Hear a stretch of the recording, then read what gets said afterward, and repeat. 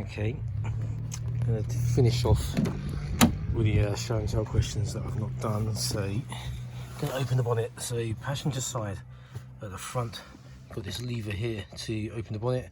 It says to pull it twice. So, one opens, two disengages the safety catch. So now I can come round and open the bonnet up. Right, this rod here that's yellow is the rod to prop the bonnet open, so I'm going to quickly do that. So that's hooked in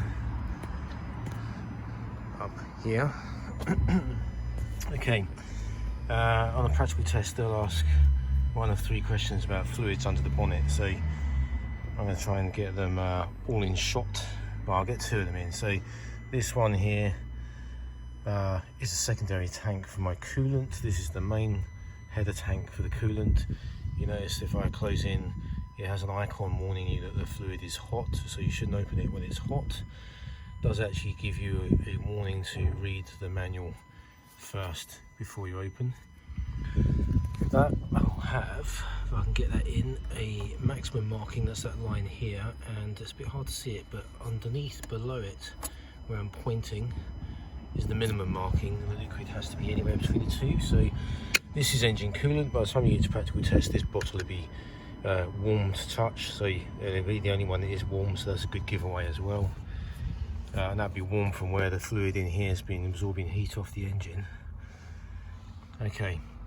Above it, if I get this way around, so the icon's the correct way around, this is your brake icon, so it's a wheel with a brake pad either side. So this is the brake fluid, and it's not going to show up very well because the bottle's always opaque, but there's a maximum marking here, and all the way down here is a minimum marking, and the fluid has to be anywhere between the 2. With this one as well, we normally have to shine a torch behind the back of this to make the fluid more visible to check it.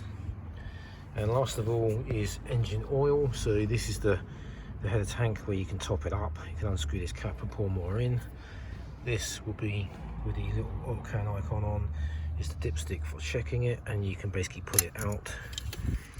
Usually best to get a tissue and, let's keep that still, wipe the entire stick clean as you pull it out.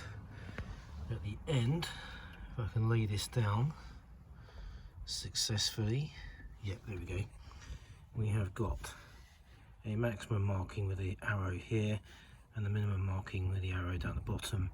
And again, the oil level has to be anywhere between the 2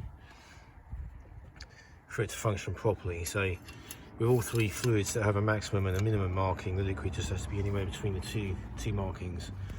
Last fluid to check, which this doesn't come up on a practical test anyway now, but you have, if I get that the correct way around, an icon for screen wash fluid, and that doesn't have a max or minimum, it just needs to have some in it at all times.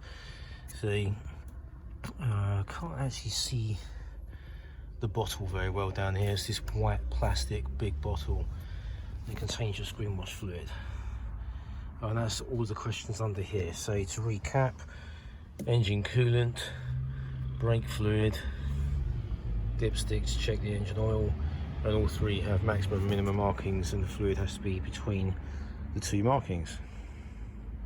Okay, to close the bonnet up, I'm gonna lift the bonnet and unhook the supporting rod, clip it back in down here, lower the bonnet all the way down, and then give it a good push on the nose until it clicks shut.